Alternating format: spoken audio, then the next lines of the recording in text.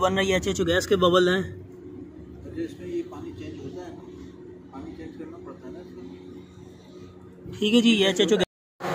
अस्सलाम वालेकुम। ये है टोयोटा सैलून 1.6 लीटर इंजन इसका 2003 दिसंबर है ये, तो यानी 2004 भी आप इसको ले सकते हैं। और इसमें हमने इको फ्यूल की हाइड्रोजन किट इंस्टॉल की है। इंस्टॉलेशन हम कंप्लीट कर चुके हैं, ठीक है जी। और इसमें हमने क्या कुछ किया इंजन रूम में और एचएचओ लगाने के क्या फ़ायदे हैं वो आप लोगों के साथ शेयर करते हैं। ये जो पाइप नज़र आ रहा है ब्लू कलर का, ये हमारा एचएचओ गैस का पाइप है जो कि हमने फ़िल्टर से पहले एंटर करा दिया है यहाँ से। ये ठीक है जी, यहाँ से फ़िल्टर से पहले इसको एंटर करा दिया है। हवा के साथ मिलकर ये एचएचओ गैस इंजन में जाएगी। इंजन जब चलता है तो उसको हवा चाहिए होती है, ठीक है जी। तो हवा के साथ मिलकर ये चली जाएगी, अलग से इसको लगाने की ज़रूरत है यानी यहाँ से या करीब से देने की ज़रूरत नहीं है, ठीक है जी। हवा के रास्ते में हमने पाइप छोड़ दिया, वहाँ से आराम से इंजन में चली जाएगी और अपना वर्कआउट करेगी। हाइड्रोजन तेज़ जलने वाली गैस है, ऑक्सीजन जो है वो जलने में मदद करती है। तो ये दोनों गैसें मिलकर पेट्रोल को और ज़्यादा जलाएंगी। जिस तरह हाई ऑक्टेन जो है वो भी पेट्रोल ही, लेकिन वो जलता बहुत अच्छा है, कार्बन उससे नहीं बनता, इंजन साफ रहता। तो यही सारे काम जो है वो एचएचओ करेगा कि नॉर्मल फ्यूल को हाई ऑक्टेन की तरह जो बर्न करेगा।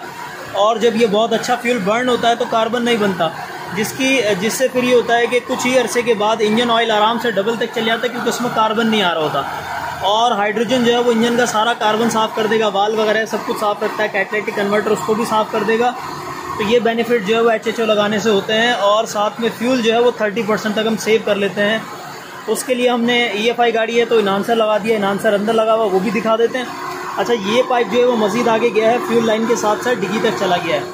ये फ्यूल लाइन के साथ इसके पहले भी जो है वो पाइपिंग हुई है CNG की, कुछ ही अरसे इन्होंने चलाया है। एक पाइप हमारा भी चला गया साथ ही साथ इस तरह से।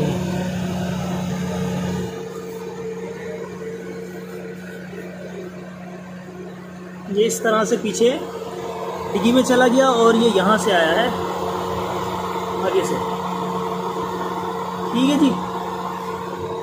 ये इस तरह से ये डिग्गी के अंदर चला गया। डिग्गी में हमने किट रख दी है। ये है हमारी किट, एक साइड में आ गई है, ठीक है। अलग से सिलेंडर नहीं है इसमें, ये टोटल किट आ गई। और vertical reservoir, distil water add होगा इसके अंदर, बबलर, इसके अंदर भी डिस्टिल वाटर डलेगा। ये बबल जो बन रही है एचएचओ गैस के बबल हैं। इसमें ये पानी चेंज होता है, पानी चेंज करना पड़ता है ना इसको। ठीक है जी, ये एचएचओ गैस बन रही है इस पाइप के थ्रू, ये इंजन में जा रही है। ये वही पाइप है जो आगे फिल्टर से पहले हमने लगाया है। करंट थोड़ा सा हाई है लेकिन चलेगा, इसको सेट कर लेंगे हम। एग्जॉस्ट की बात करें तो एग्जॉस्ट में फिर ये होता है कि काला पानी कार्बन वाला इस तरह से आ रहा होता है ये, ठीक है जी। तो जितना कार्बन है वो आहिस्ता आहिस्ता सारा आ जाएगा, ठीक है जी। और ये कार्बन और बस इतना है सारा, इसका सब का सब साफ़ करके ये बाहर निकाल देगी। स्मेल काफ़ी हद तक कम हो जाती है। फ्यूल जब मुकम्मल बर्न होता है तो स्मेल ज़ाहिर है कम हो जाएगी। उसके साथ ही इन्हांसर हमने जो लगाया वो भी दिखा देते हैं। ये हमारा EFI इन्हांसर है जिससे हम फ्यूल की एडजस्टमेंट करेंगे, जिसको जितना बढ़ाएंगे गाड़ी की RPM भी कम हो जाएगी। अभी थरथराना शुरू हो गई बुरी तरीके से गाड़ी ना, और ये नॉर्मल हो गई है, ठीक है जी। RPM कम हो जाती है, फ्यूल कम कर रहे हैं असल में। जितना बढ़ाते जाएंगे फ्यूल कम होता जाएगा, इतना कम हो जाएगा गाड़ी जो है वो वाइब्रेशन शुरू कर देगी। तो इतना नहीं करना, हमने वहाँ रखना जितनी हमने एचएचओ गैस दी है, यानी गाड़ी की जो है वो RPM स्टेबल रहे। बाज़ गाड़ियों में RPM स्टेबल रहती है, इसको घुमाते रहे कोई फ़र्क नहीं पड़ता, तो उसके लिए फिर हमें चलाना होता है। गाड़ी चला लेते हैं, वहाँ सेट करते हैं इसको फिर, ठीक है जी। तो ये इन्हांसर हमने यहाँ डाल दिया, बार बार इसको मूव करेंगे नहीं हम। और अभी गाड़ी जो है वो आइडल पे खड़ी है,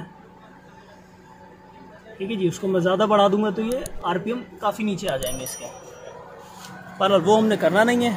तो ये एडजस्टमेंट हमने बता दी। फ्यूल सेटिंग जो है वो इन्हांसर से हम कर लेंगे, फ्यूल वहाँ से कम हो जाएगा। तो ये थी हमारी इंस्टॉलेशन इस गाड़ी की।